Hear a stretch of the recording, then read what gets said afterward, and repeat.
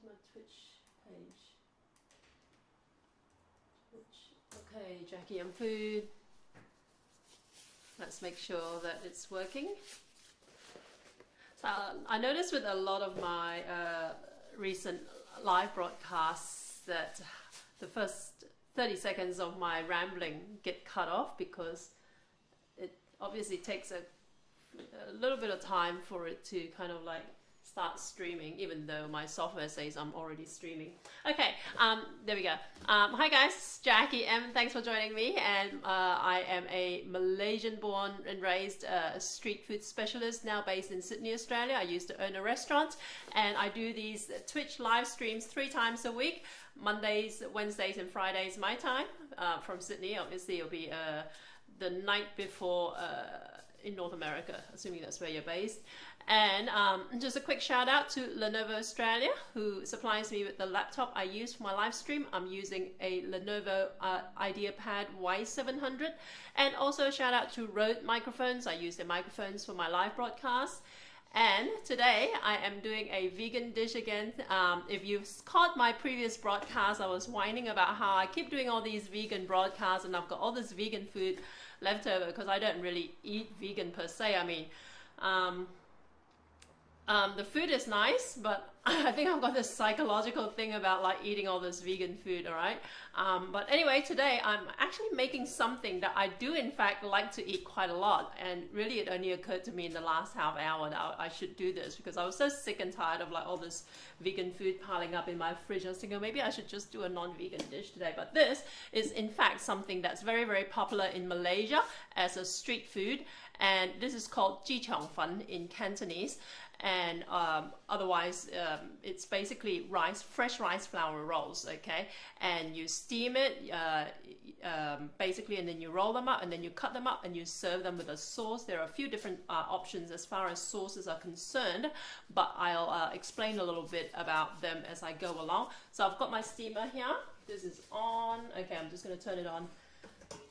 So I've got about 2 inches, less than 2 inches of water in the steamer.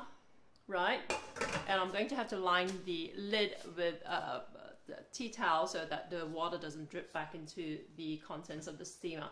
But I'm going to make the noodles first, and the noodles are very, very simple. You can in fact actually microwave this. If you don't have a steamer, you can microwave the noodles, and that turns out quite well as well. But the ingredients are very, very simple. So you need rice flour,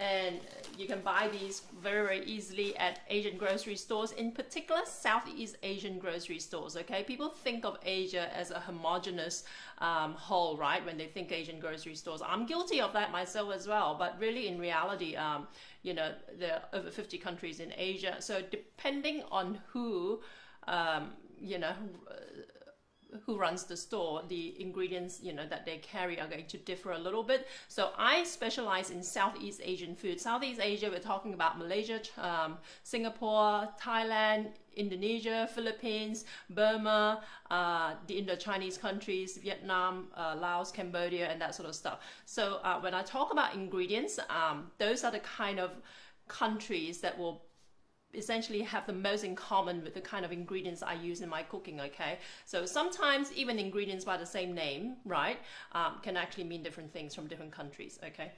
So just something to keep in mind. But rice flour we use a lot even in China, really. I mean, I'm actually ethnically I'm Chinese, right? But born in Malaysia, as are about 30+% of Malaysians. So there are a lot of crossovers in the cuisines, right? But this is rice flour, so hopefully most people will be familiar with it. Worst case scenario, if you can't get rice flour, you can actually just, if you've got a very powerful blender, you can actually just grind the rice flour yourself, right? But obviously it has to be like really powder form, fine. And the other ingredient I'm going to use is tapioca starch. Tapioca starch, again, very easy to find at Asian grocery stores. Usually I buy the same brand, okay? I mean, I don't have any, I'm very agnostic about the brands I use for these ingredients, but essentially this brand, if you can remember the look of it, this particular look, right, they carry a number of different products that all look the same, and the point of difference is that obviously apart from the name of the contents is that the labels will be a different color. So red is rice flour, Light blue is tapioca starch, okay, tapioca flour, and then they've got green, which is glutinous rice flour. So they're all different, but generally that's the quickest way I recognize them when I go shopping at my Asian supermarket shelves. Okay, I need rice flour, grab the red packets and all that sort of stuff. But tapioca starch, you can actually use cornstarch if you can't find tapioca starch. It essentially does the same thing, right? But I generally find that tapioca starch has more starchiness in it. So you know, if you're using cornstarch, you may have to up the amount you use, okay? So tapioca starch just looks like this, okay? Really, here in Australia, they cost about $1 each, these bags, right? So I'm going to make the, and you'll find with a lot of Asian recipes as well, that usually they will use a balance of rice flour and tapioca flour, right? The tapioca flour provides the starchiness to kind of like keep everything soft and kind of like, I guess, sticky, right? So they all stay together. The rice flour provides that little bit of an al dente texture to whatever it is you're making, whether you're making dumpling skins or whatever, okay? I'm just gonna grab my scales. And hey, Maestro, good to see you. How you going? Yeah, but if you're watching this from anywhere else apart from Twitch, hop over to Twitch when I'm broadcasting live. The URL of my Twitch channel is just JackieM.live, L-I-V-E, okay? Otherwise, if you're on Twitch itself, my Twitch channel is just called Jackie M Food. But if you're watching from outside of Twitch, just go to www.JackieM.live. That will take you to my Twitch channel, okay? And okay, I'm just gonna weigh this. I always tell people that I'm a very instinctual cook, all right? I don't generally weigh things, but when you're making things like, you know, noodles and baking bread and all that, you do need some level of precision in it, okay? So I'm just going to weigh the flour into this. And here in Australia, we go by metric system, grams and whatever. So I'm gonna need about 125 grams of this rice flour. So this, guys, like I said, you can actually microwave this. First time I did this recipe on in a previous broadcast, I actually microwaved it, but I know some people are a little bit averse to using the microwave for their food. So I mean, traditionally they do steam it. And you know, I used to work in a Chinese restaurant when I first came to Australia. I worked, you know, in a yum cha restaurant that sell all these little dim sims and that sort of stuff. And the way they steam the rice flour rolls is that they actually use a cloth, right? And they pour the rice flour batter on the cloth, steam it over a steamer. It will be like a rectangular large steamer. They steam it halfway, and then they put all these ingredients in it, and then they roll it up, and they kind of like flip it over and then kind of peel it off. So the cloth gets really quite sloppy and a little bit icky, right? And you got to wash it out after a while. But that's how they make it. But we're not going to do that. We're just going to steam it on trays, right? So that's the point of difference you're going to find. I'm just going to put in some cornstarch. I forget the ratio I'm supposed to put. I'm just going to guess here a little bit. Are these rice cakes? You can in fact make rice cakes from this batter, but no, these are actually rice noodles, okay? So they're going to be thin sheets, and then we're going to roll them up. But if you're making rice cakes, the recipe is very, very similar. I've made rice cakes before as well. That's another popular Malaysian, Southeast Asian snack, okay? So I'm just going to add about 2 cups of water to this. And to this, I'm going to add some sesame oil, okay? Now, usually just regular cooking oil is fine. I'm using sesame oil in all honesty because I've run out of cooking oil, okay? I do have some downstairs, but I live on the top floor apartment, and I realized like 2 minutes before I went live that, oh, I need to get my cooking oil from downstairs, and I thought, no, I don't have time.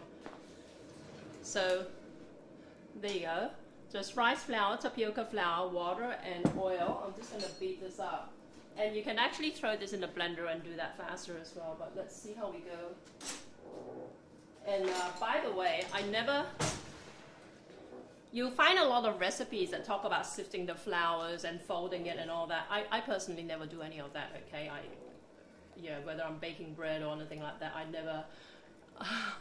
I like the patience and whatever to kind of like put things in stages, massaging them and sifting them and all that, okay?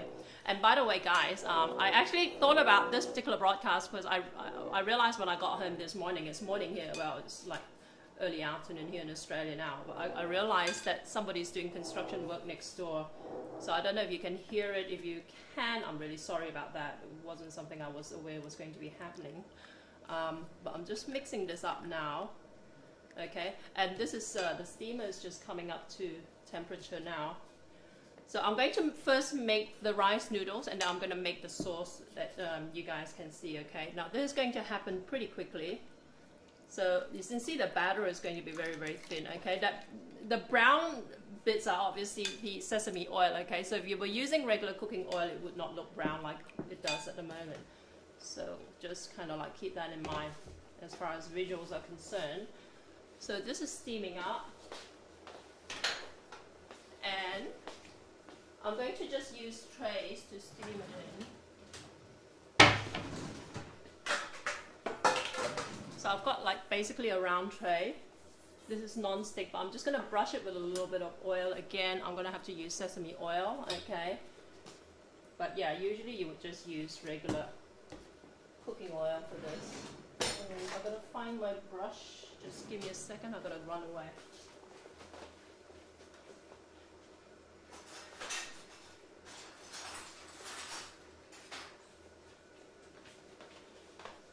So the main thing about steaming your rice flour rolls is that you want the thickness to be even, and that basically implies that you have to do this on a level surface, okay? So if you're microwaving, it's a little bit tricky. You have to make sure your microwave is very, very, very level. Otherwise, it's going to be thick on one side and thinner on the other, so that just makes it a little bit awkward. With the steamer, you can bypass it a little bit, and I'll just show you what I mean by that. So I've got this, I really should heat this up a little bit before I add the batter in, and I want to find a cloth.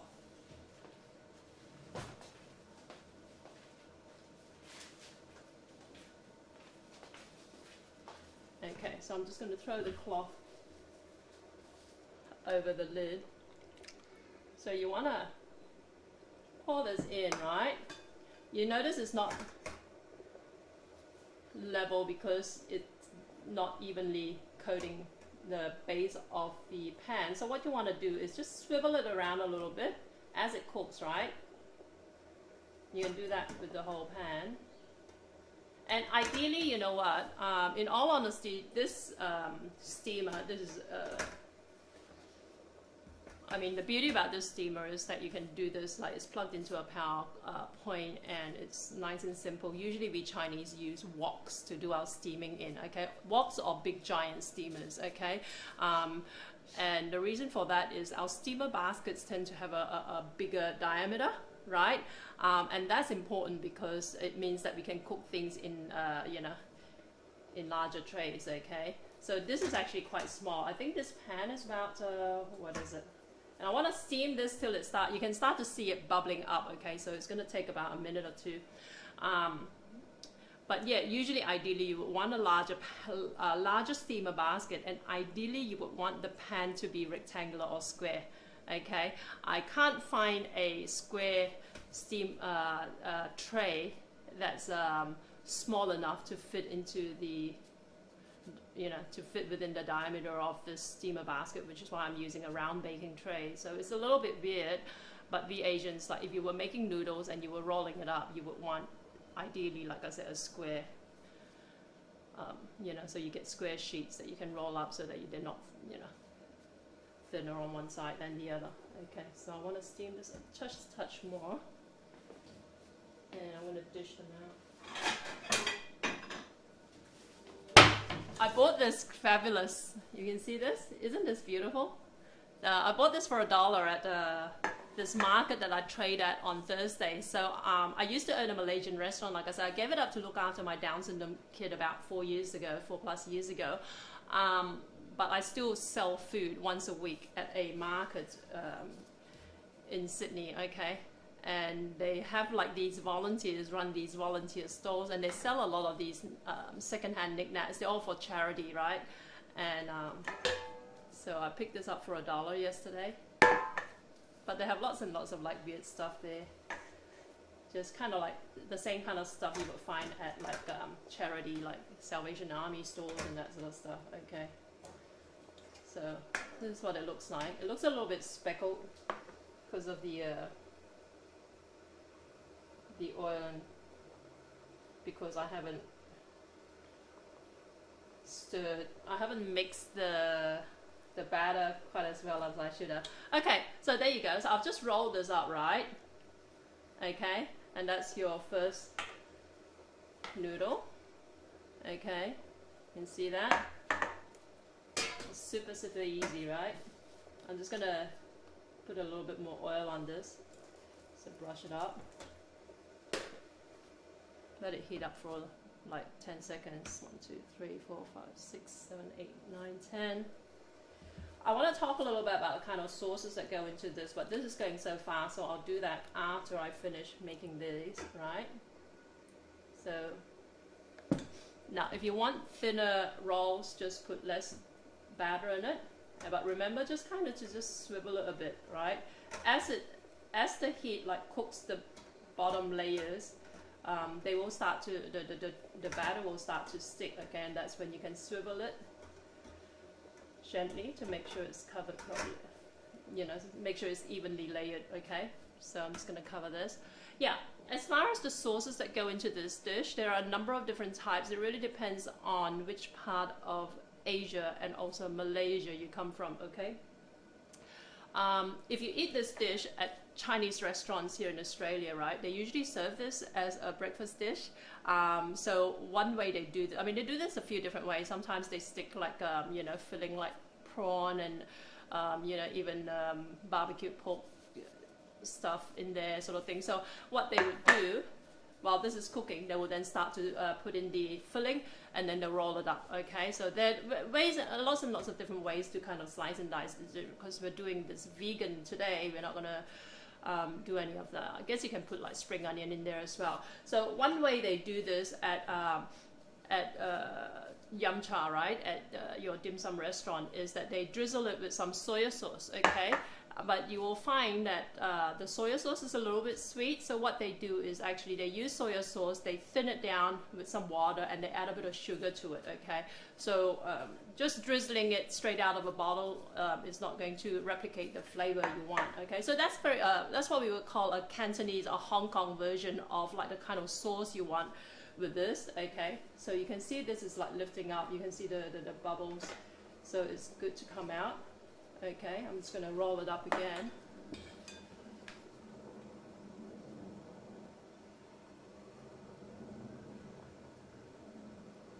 And this is the same way they make those rice noodles that you get in like you know, a soup or something like that. They'll just basically, once they make these, they'll cut them into thin strips as opposed to rolling them up. Okay, so that's another one. You can see that. Okay, so in this goes. So I know a lot of people like struggle to buy like rice flour noodles, fresh rice noodles in other parts of the world, right? You can make your own just by doing this. So just let me heat this up, and I'm just going to run off quickly.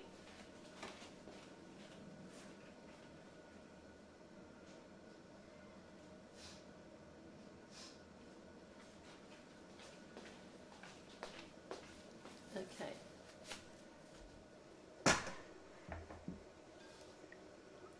So like I say, if you were microwaving this, you would want to microwave it for about a minute, okay?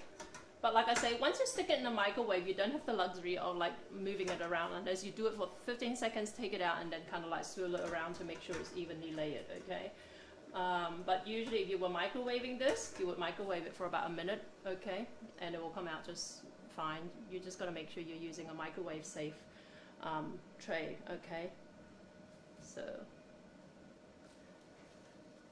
like I say, you know, you can actually put filling in these, okay? So before you roll it up, or even in this batter, you can actually cook up some filling. There's another version of this particular dish in Malaysia where they use they use dried shrimp that's been stir fried with what we call sarcot, or what Americans call jicama, right? They dice them up, and then they fry it up with, I think, garlic and some thick soy. Thick soy, it's like kind of like what we call, it's very, very confusing, because what we grew up knowing as thick soy sauce in Malaysia, which is this really dark, strongly colored, caramelly soy sauce, they basically rebranded it and started calling it cooking caramel. So nowadays, if you were reading an old Malaysian recipe, or even a more recent Malaysian recipe that references thick soy sauce, and you go to your Asian supermarket and can't find something called thick soy sauce, it's most likely because the company that seems to monopolize this particular product has rebranded it as cooking caramel. Okay, so look out for cooking caramel. You see, this is, like I said, this is all ready to come out. Okay, and if you're wondering, now I know in North America, people, like I say, seem to struggle with a lot of Asian ingredients. Someone shared with me online that you can actually buy a lot of Asian ingredients from a website called importfoods.com. I'm pretty sure it's plural. I still need to check importfoods.com or importfood.com. I think it's importfoods.com, and it's basically a Thai an online grocery store that specializes in Thai ingredients, but because Thailand is right next to Malaysia, you'll find a lot of the ingredients have a lot of crossovers, so essentially it probably is as good as it gets as far as buying Asian ingredients. Okay, so go and check it out. I have nothing to do with the company. I would let you know if I did, okay? But apparently they ship like fresh lemongrass or frozen lemongrass and galangal and all that sort of stuff as well, so it just sounds like it's just perfect. There's a lot of the ingredients that I use in my cooking. I get a lot of people express frustration about how they can't get it or they have no idea what they are, okay? Which I can appreciate, because it's the same with me when it comes to, like, say, Lebanese food or something like that, right? When you talk about like all these Lebanese ingredients, I have no idea, okay? Even Italian, sometimes I get very like, I'm very, very Asian, so all the ingredients that are second nature to me may not be the case with you guys, so hit me up if you've got any questions at all. By the way, if you're after the recipe, I post all the recipes on my website, which is jackiem.com.au, okay? Don't forget the AU, which stands for Australia. jackiem.com was taken. But jackiem.com.au is where I post all the recipes, and usually there's a lag of a couple of days between the broadcast and the recipe showing up. So if you don't want to wait around, just sign up for my newsletter and you get basically a list of all my weekly posts in your mailbox once a week, right? So there's that. I'm just going to make a couple more and then I'll get on to the sauce so I can explain a little bit more about the sauces that go into this, right?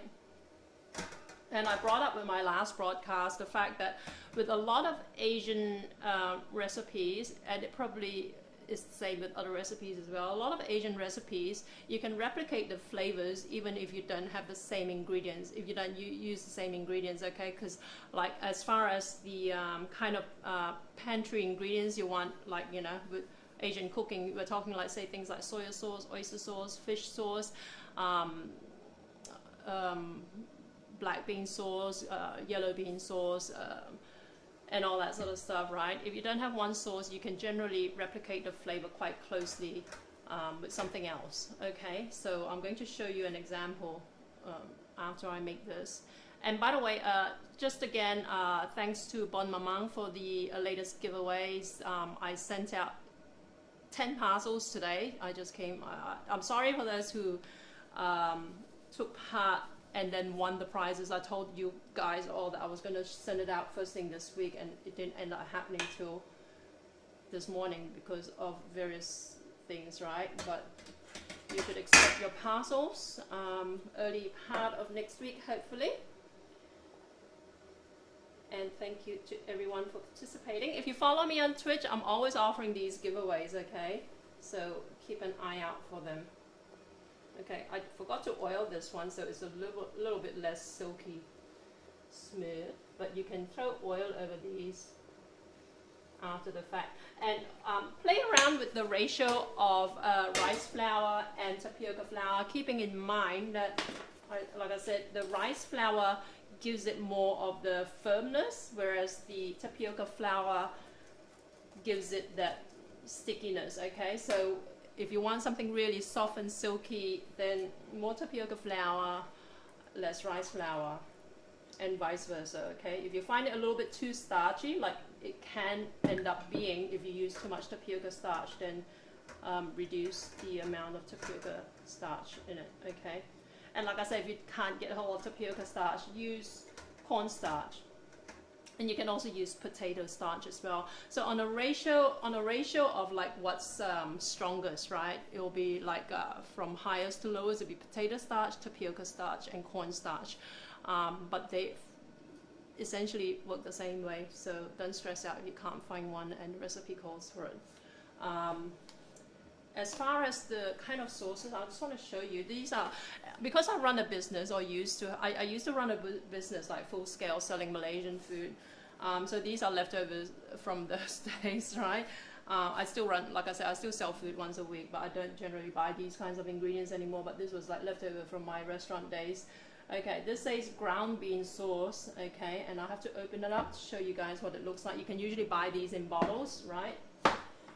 And this one is called hoisin sauce, and that's what we're going to be using to make the sauce with this dish. Okay.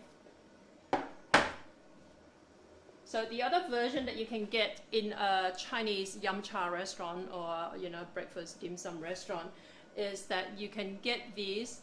Like I said, how there's some versions of these where you can actually put like stuff in the batter, okay, or you can sprinkle stuff over it. Okay, there's one particular version that has green onion, diced green onion, and also dried shrimp in it. Okay, these tiny dried shrimp in it. And for that particular version at your local Cantonese run yum cha restaurant, usually what they would do, if you go to a yum cha, you see these trolleys that are piled like high with all these rolls of noodles that actually have, like, you can see specks of dried shrimp and green onion in them.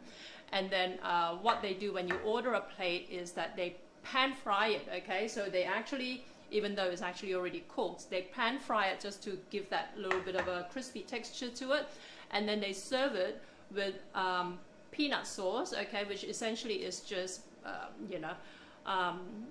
peanut butter that's a bit diluted, right?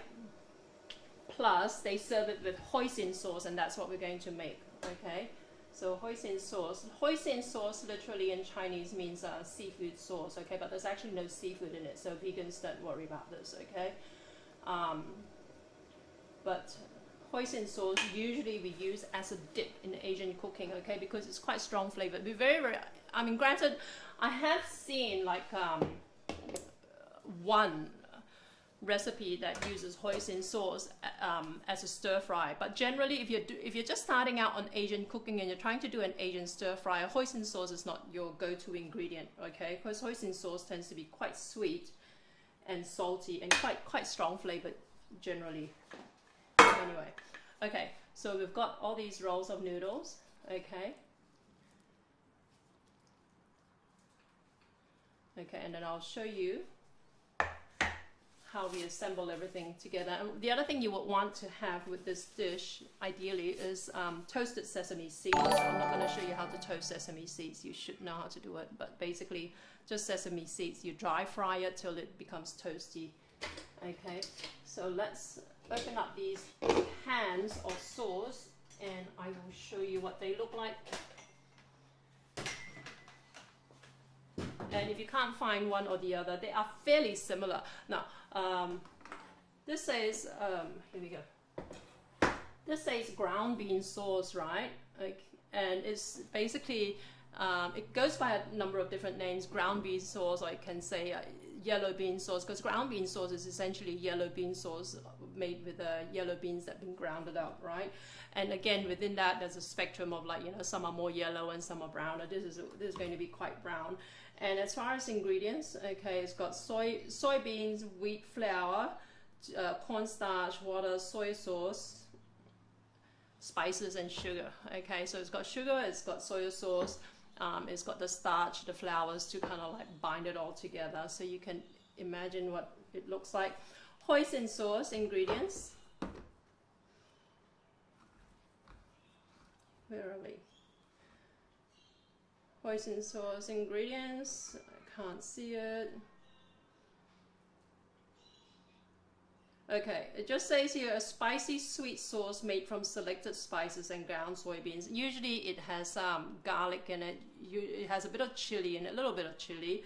But fundamentally it's also made from ground soybeans, okay, as is this. So they're both essentially very, very similar products. They just have other spices added to them, right?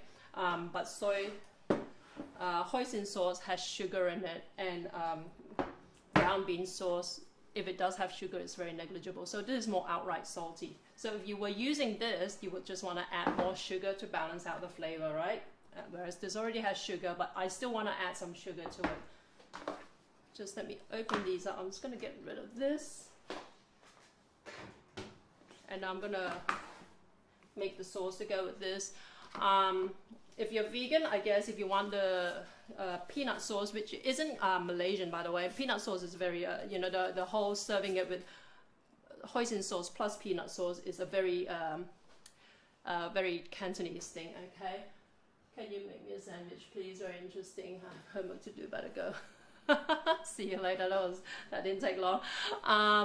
Okay, so yeah, so the whole using peanut sauce with this dish, right, is a Cantonese thing. Though having said that, we Malaysians are starting to cotton on to that. So if you go to Penang, which is up one of the northern islands over in Malaysia, there are some people who make this dish now who do serve their sauce that's made with a combination of your traditional Malaysian sauce plus some peanut butter sauce in it as well. Okay, so it will taste a little bit peanutty, but then that's not vegan, because up in Penang the sauce they use is a mixture of kicap manis. If you're familiar with Indonesian cooking, you might know kicap manis literally means sweet soya sauce. Okay. And over in Penang, their particular recipe, I mean, again, like different recipes will be a bit different, but their point of difference up north in Penang is that their sauce uses this caramelized shrimp paste, what we call heko, or in Malay it's called petis udang, okay? So it's kind of like a treacly fermented prawn paste that they use in their sauce, combined with some kicap manis and a bunch of other stuff to make this brown sauce that goes over it. So it is a very shrimpy sauce. That's the traditional way the Penang people serve this with. Down south where I come from, see, if you can imagine, Malaysia is kind of like a fairly small country, but in the middle is Kuala Lumpur, the capital. I was raised about 40 miles south of Kuala Lumpur, whereas Penang is up north. So the cuisine does vary depending on which part of Malaysia you come from, okay? When I came to Australia, a lot of people didn't even know what Malaysia was, let alone know the nuances, you know, among the regions, okay? So I got into trouble once because I started out selling food about... I've been selling food for a long time, right? But I did it full time when I came back from the UK about 2001. And I got into this big argument with this white guy who had apparently, ironically, told me that he spent a lot of time in Thailand, which is what apparently was what qualified him as a Malaysian food expert. So he was arguing with me about his idea of what... char kway teow, which is a famous Malaysian dish, should be, okay, because the Penang version up north, close to Thailand, right? Not Thailand. Malaysia is a different country from Thailand. I wanted to point out to him. That version of that particular stir-fry dish was a little bit different to the version we got down, you know, Kuala Lumpur and southwards. Okay, so he paid for a plate of char kway teow, the noodle dish. And when he saw it was different, he walked away, refused to eat it, and basically told me I was making it up when I told him that that's the version I grew up with. Okay, he thought I was a charlatan. And yeah, he said I should know Malaysian food. I spent a lot of time in Thailand. Go figure. So So he paid the money for the noodles, refused to eat it, so I sold it to the next person at a discount.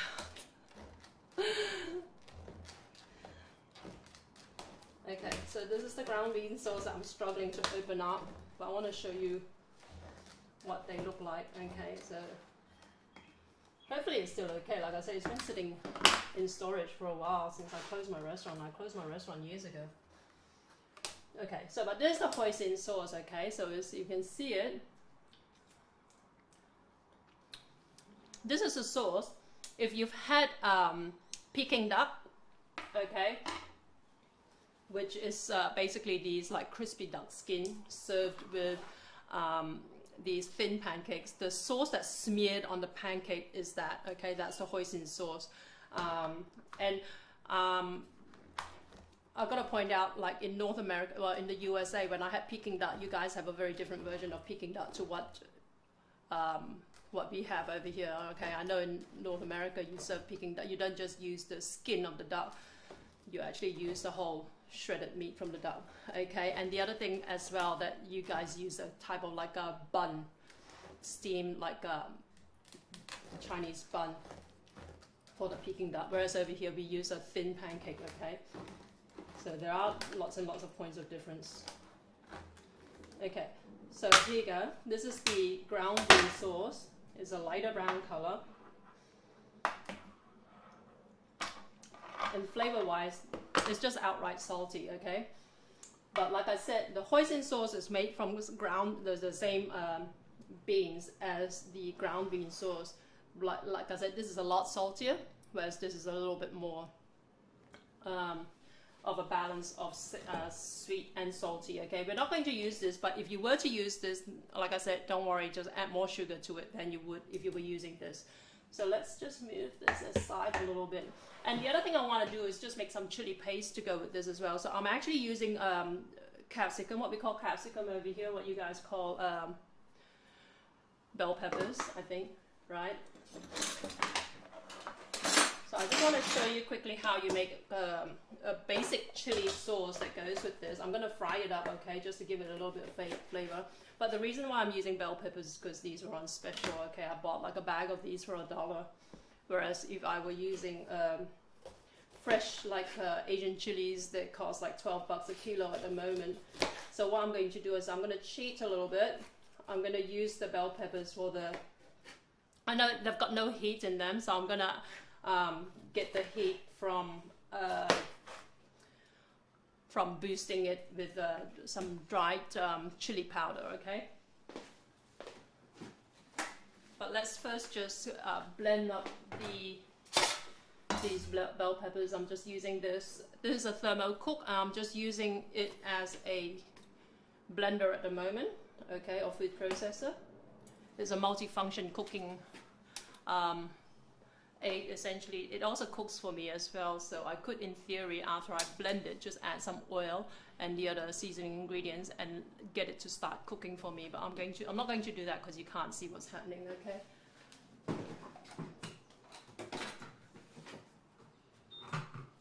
So got that in, and let's just move this out of the way. And I'm going to move these sauces away as well. Now the problem is, once you open these big tubs of sauce, is that you will need to refrigerate it, and you might even need to freeze it, because I'm not going to be able to go through this within the 6 weeks or so. It's safe in the fridge for.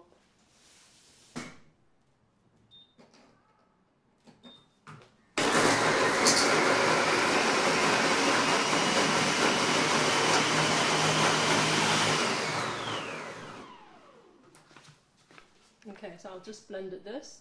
Okay, so it provides at least, you know, the chili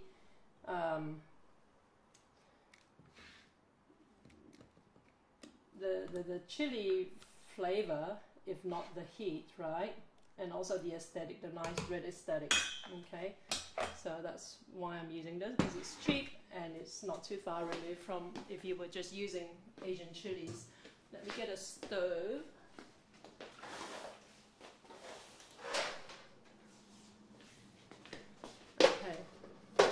first I'm going to cook up the sauce, right?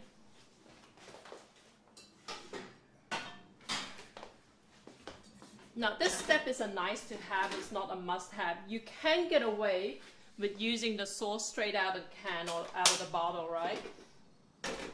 But I gotta point out with Asian sauces, different brands of the same sauce will have their own, kind of like nuances in flavor. So some will be more salty, some will be less so. So you just gotta make sure if you want like a consistently, like, if you want basically the sauce to taste the way you want it in the dish, you gotta balance it out. So don't be afraid when you're using like a hoisin sauce or even oyster sauce or soya sauce to change the flavor by adding your own elements to it. Like I said before, even though this dish in a Cantonese restaurant will be served with soya sauce, they don't use soya sauce straight out of the bottle, okay? They do actually temper it with a little bit of sugar, and sometimes, for other dishes, you can temper the sauce with some chicken stock granules or whatever, and again, a little bit of sugar, a bit of water to dilute it so it's not too intense, okay? So these are different ways you can play around with your different sauces. So look, I've got the hoisin sauce over here, okay? I gotta point out, if you live in Australia, for whatever reason, there's one company that's dominated the supermarket shelves here when it comes to hoisin sauce. But unfortunately, in a lot of Australian supermarkets, your non-Asian supermarkets, they really just want to carry one brand of each particular product, okay? And unfortunately, the brand that dominates the Australian supermarket shelf in their Asian grocery section carries a gluten-free version of hoisin sauce, okay? Which is fine and good if you're gluten intolerant, but to me, as someone who doesn't have a problem with gluten, I don't think I do anyway, the flavor is a little bit too far removed from a traditional hoisin sauce, okay? So I've known people who've tried those and then found that it just tastes really like weird.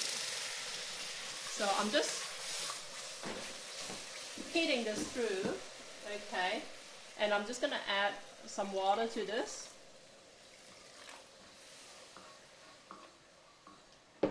Just to make it more pourable as well, okay? Because otherwise it will just be a dip. What I want is to achieve the kind of like consistency that allows me to drizzle this over the noodles. And now I'm gonna add some sugar to this as well, okay? And again, like I said, it really depends on the, how sweet that particular brand of hoisin sauce is. But generally, I have pretty strong taste buds. I do like my stuff a little bit sweeter than a hoisin sauce straight out of the bottle, okay? So if you like I said, just carry on about that hoisin sauce brand that you can get at Australian supermarkets, right? Because like I said, I had someone try one of my recipes recently, and they only had access to a local like Coles or Woolworths or whatever, and the only brand they could find was that very popular brand.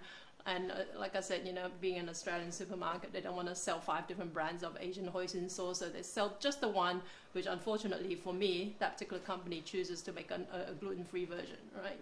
And it just tastes way too different to how hoisin sauce should taste like. So in other words, do your best to shop at an Asian grocery store. Okay, so the flavor here is just fine. I added about 2 tablespoons of sugar to this. It's, you can cut it down. You could probably get away with just 1 tablespoon or none at all. Okay, but just dilute it a little bit. So this is sauce I've got. You can't really make it out, but I'm just going to pour it into a glass bowl.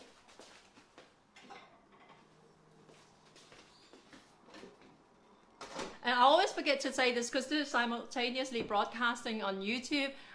If you're watching me on YouTube, it's a little bit too late for me to say it now, but these are my live broadcasts, okay guys? Because I get into a lot of strife with YouTubers who think I talk too much or who think I take too long to cook, okay? So if you're one of those people, it's best you leave and go and watch something else that's a tightly edited, like 3-minute video, okay? Because on Twitch, I cook things from scratch, so I'm going to be talking as I do, as I go along, and also it's going to take a while. It's not going to take 3 minutes. So if you suffer from ADD, don't watch me.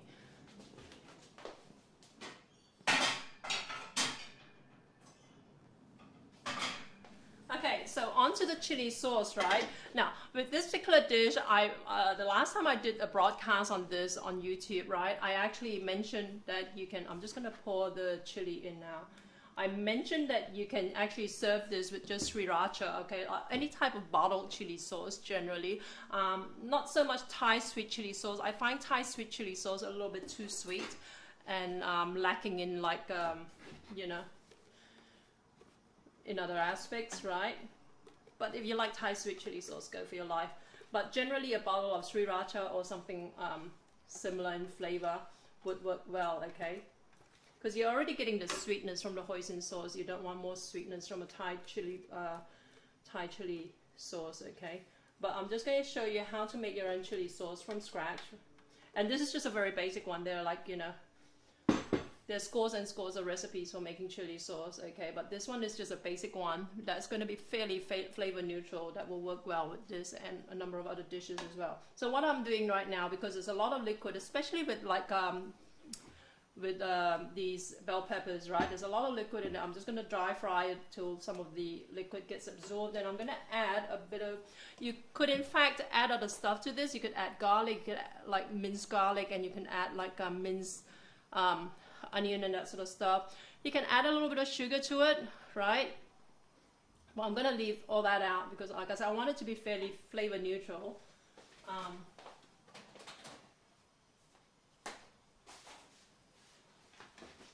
But I will add some chili here, okay? This is like this is very, very spicy, okay? I don't know if you can see this. This is what was labeled as chili crush, okay? From my Asian grocery store. This is from Thailand, and it's very, very spicy, okay? It's almost like chili powder, but I guess, you know, there's so many different types of whatever. So if you happen upon the same kind of Asian supermarket that I do my shopping at, if you see something labeled chili crush from Thailand, just keep in mind it's going to be very, very like spicy, okay? So I'm just going to add a pinch of that to this.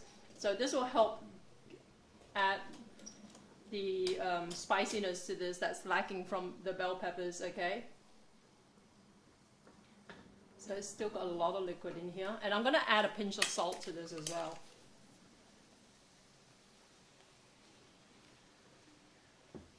Now, if you experiment with Malaysian recipes, especially the ones that are written by Malaysians who live in Malaysia, okay, I'm not talking about like a Malaysian food blogger who you know, who lives overseas and who didn't do a lot. You know, in all honesty, a lot of the food bloggers based overseas never did a lot of cooking before they moved overseas, okay? Which was the case with me as well. I moved to Australia when I was in my late teens. And the only cooking I really did was just to kind of like occasionally help my mom out in the kitchen. So we weren't like food experts by any stretch of the imagination, okay? So everything that we learn after the fact is kind of like, well, I learned after the fact was stuff that I actually taught myself, right? But if you come across these traditional Malaysian recipes, you will see a lot of reference to something called chili boh, B-O-H. Okay, and a lot of people ask me what chili boh is, and all it is really is just what they would, you know, a lot of Malaysian cooks as well, they don't make their own chili paste, okay? So they will go to their wet market and buy these bags of chili boh, and all it is chili paste, okay? But again, different vendors of chili boh will have different ingredients in their chili paste, okay? So like I said, like you're making your own chili paste here now, and we just added some salt and some chili powder in it. Some of them might have garlic in there, some of them might have onion in theirs. And there was one I came across when I was over in Malaysia a couple of years ago, where his chili boh actually had like yam in it, okay? So he had steamed and mashed yam in the chili. And that does two things. I think he adds it in really just to add bulk to his chili, okay, but also it tempers the heat a little bit as well, okay. So you know, they'll all be a little bit different, but the whole thing about Malaysian cooking is there's this aspect of it which we call agak, which means kind of like everything is guesstimated sort of thing, right? So the recipe calls for chili boh. It will be basically kind of like based on that particular person's accessibility to the type of chili bowl she gets, but fundamentally all it means is chili paste, okay? I'm just going to taste test this a little bit. Okay, it's quite hot, and I would add some oil to this now. You can leave it out if you want. Okay, but I'm going to add some oil to this, and again I'm using sesame oil only because I don't have any cooking oil sitting in my kitchen at the moment, but otherwise you would just use regular cooking oil. Okay.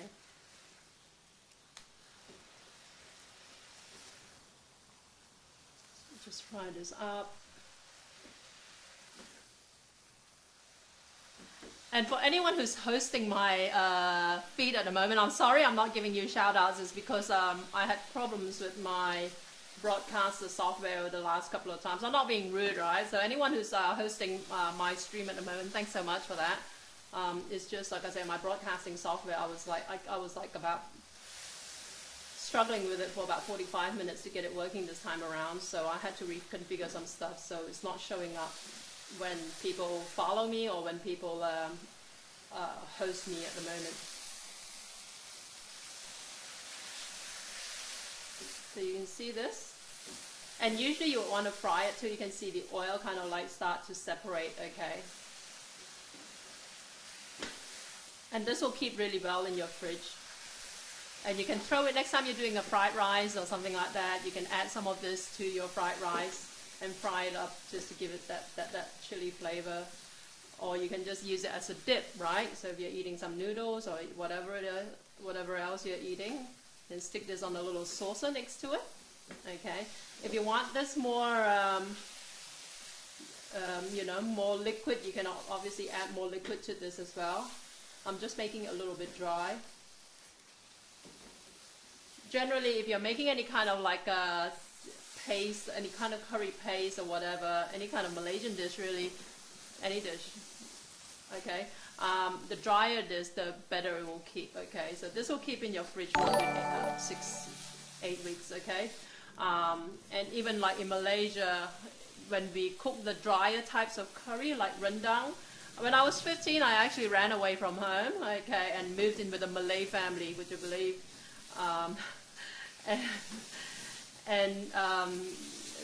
My friend's grandmother would cook the family meal, and she'll cook this beautiful rendang, which is a dry beef curry, and they don't refrigerate it, okay? It just sits on the kitchen dining table for a couple of days, and we're talking like tropical heat in Malaysia, and she made the most beautiful food. But the whole idea about refrigeration and all that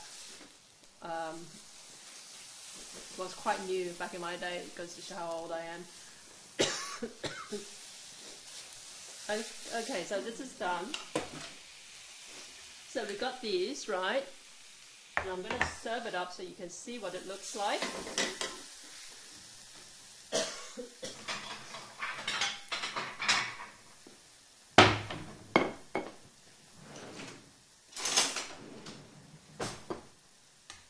Just going to grab a couple of rolls. Okay. And usually in Malaysia, if you buy this from the street vendor, they will cut this up. The other thing about this as well, I'm not making it today, but usually they will, like, you know, depending on the stall you buy this from, some of them get quite elaborate. They have like other kind of like toppings to go with this, or side dishes. They're usually kind of like fish bowls or fish, you know, different vegetable stuff with fish paste and all that. I've made those things separately in another broadcast before, just not today, obviously.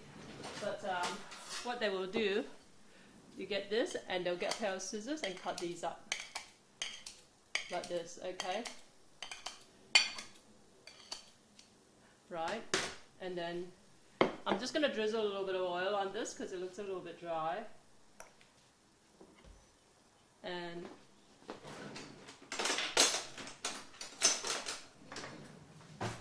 then get some sauce.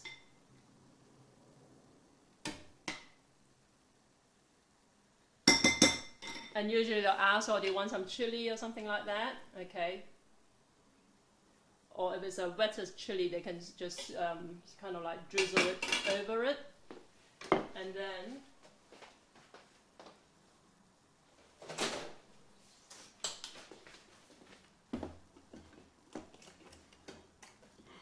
toasted sesame seeds.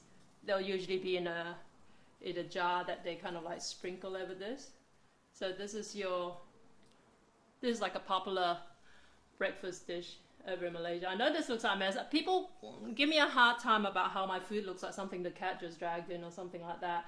But this is kind of like a very typical Malaysian breakfast. So, you know, but you can see how you can really make it yourself quite easily. So this sauce you can throw into a container and store it in your fridge. And next time you want some noodle dish, right? Some of this, really. So the chili will keep, the sauce will keep.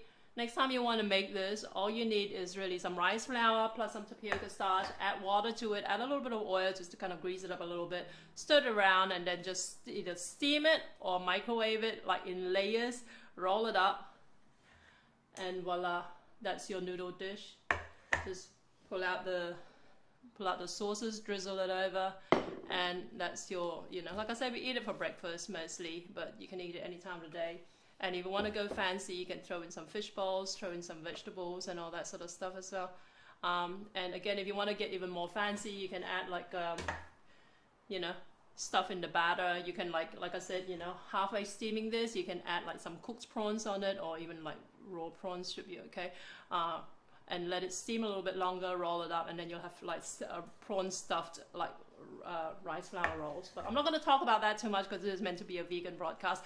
And by the way, guys, theveganchannel.tv is where you get to catch a lot of vegan broadcasts, a lot of vegan videos and recipes and all that sort of stuff. Just thought I might give them a quick shout out because they do feature my videos and recipes there quite a lot. So don't forget, if you're vegan or you've got vegan friends, theveganchannel.tv. Okay, guys. I think this is it. Thank you so much for joining me. If you've got any questions at all, hit me up. Like I said, you can find me at jackiem.com.au, or otherwise, don't forget to follow me at jackiem.live, which is my Twitch channel. Thank you, guys. I'll see you another time. Ciao.